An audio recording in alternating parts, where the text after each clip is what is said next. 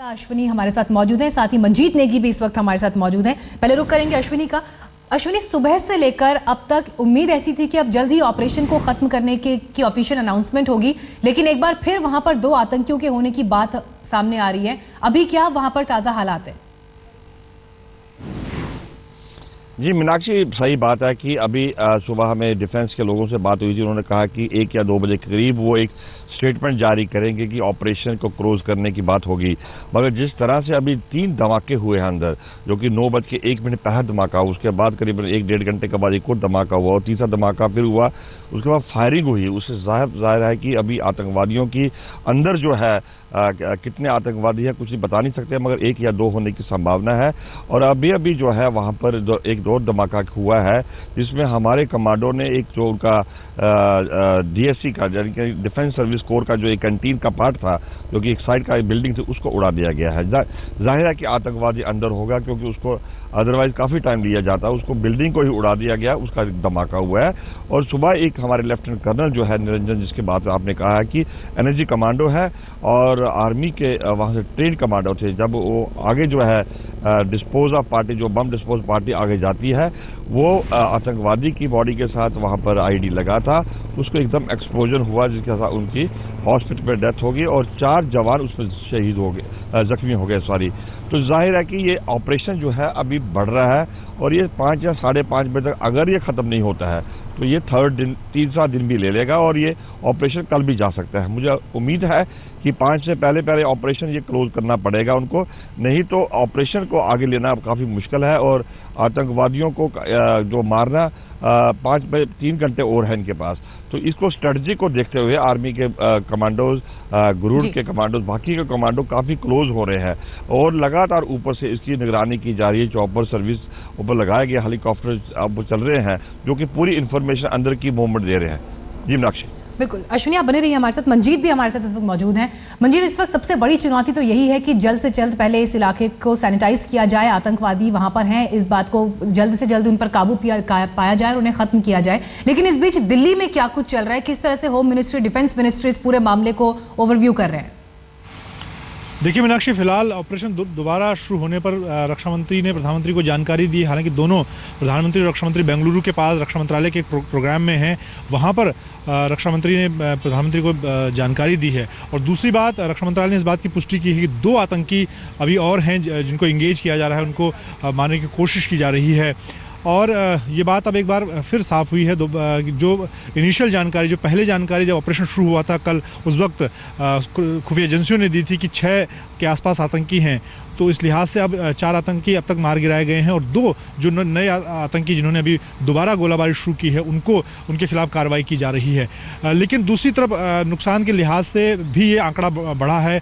सुरक्षा बलों को जो नुकसान हुआ, कल देर रात तक रक्षा मंत्रालय की तरफ से, एजेंसियों की तरफ से कहा गया था कि 6 हमारे जो सुरक्षा बल हैं, कर्मी हैं, वो शहीद हुए हैं। लेकिन अभी ये आंकड़ा 10 के ऊपर पहुँचा है। और अभी थोड़ी सी मुश्किल और है, जिस तरह का ऑपरेशन, जिस तरह का एक्सप्लोसिव का इस्तेमाल आतंकी कर रहे हैं, हैंड ग्रेनेड का इस्तेमाल कर रहे हैं। और एक और जो चीज़ अभी सूत्रों से मिल पा रही है, काफ़ी बड़ी मात्रा में इस बात की जानकारी कल भी हम लोगों ने दी थी और खुफिया एजेंसियाँ लगातार कह रही थी कि वो बड़ी मात्रा में एक्सप्लोसिव अपने साथ विस्फोटक लेकर आए हैं। वही एक चुनौती है जिससे निपटने की आज कोशिश की जा रही थी। सर्च ऑपरेशन था जिसमें NSG का एक लेफ्टिनेंट कर्नल शहीद हुआ है। और ऐसे में अभी बाकी जो 2 आतंकी बचे हुए आतंकी हैं, उनको जब उनको इंगेज किया जा रहा है, तो ये उनके साथ किस तरह का एक्सप्लोसिव है, उसको लेकर अभी एक चुनौती सुरक्षा बलों के सामने रहेगी।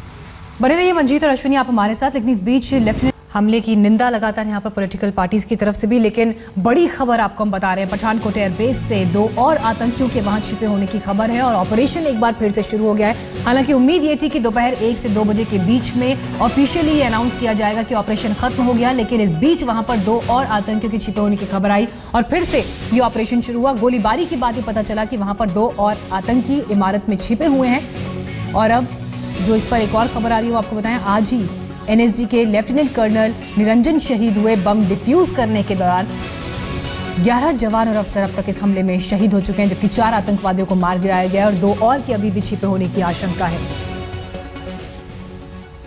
वहीं विदेश राज्य मंत्री जनरल वीके सिंह ने पठानकोट पर पहली बार बयान दिया। आज तक से एक्सक्लूसिव बातचीत में उन्होंने कहा कि पाकिस्तान को आतंकियों पर अंकुश लगाना होगा। उन्होंने कहा कि पीएम के दौरे के बाद पाकिस्तान से दोस्ती की उम्मीद बंधी, लेकिन वैसे लोगों को रोकना होगा जो शांति में खलल डाल रहे हैं।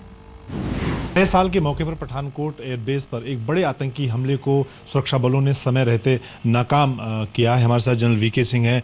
जनरल साहब, एक जो नए साल के मौके पर हमला, एक बार फिर बात ये सामने आई है कि हमला फिर पाकिस्तान की ज़मीन से किया गया, क्योंकि जो आतंकी आए हैं वो लगातार पाकिस्तान में उनके अपने हैंडलर से बातचीत कर रहे थे।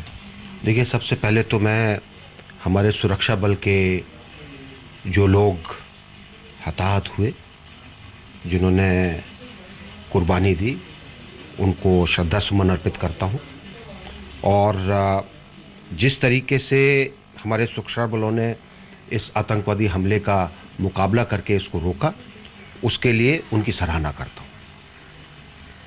देखिए, पाकिस्तान में अलग अलग चीज़ें हैं। एक इलेक्टेड गवर्नमेंट है, एक फ़ौज है, एक आईएसआई है जिनका शायद कुछ एजेंडा फ़ौज सेट करती हो या उनका खुद का कुछ एजेंडा हो, और आतंकवादी संगठन है। सबके अपने अपने अलग अलग मार्ग हैं, सब अपने अलग अलग चीज़ों के ऊपर चलते हैं।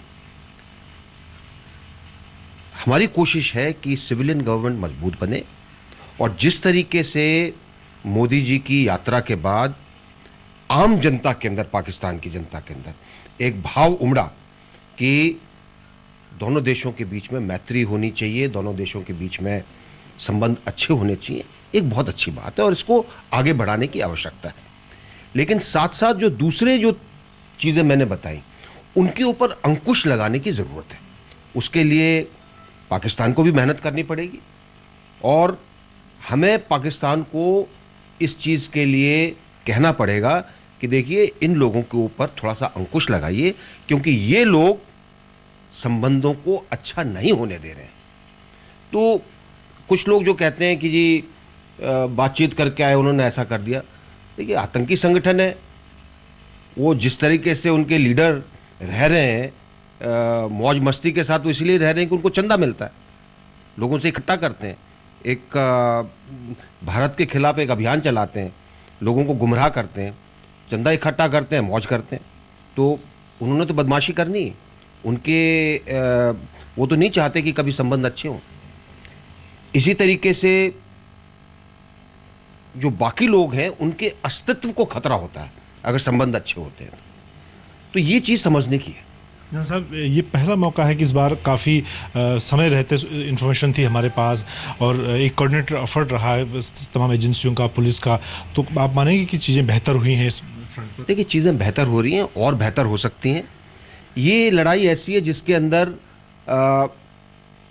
थोड़ी सी भी कोताही नहीं हो सकती, और मैं तो सोचता हूँ कि जितना हम अपने सुरक्षा तंत्र को मजबूत करें, जितना हम अपने सूचना तंत्र को मजबूत करें, जितनी हमारी इंटेलिजेंस अच्छी हो, उतना हमारे लिए फ़ायदेमंद रहेगा।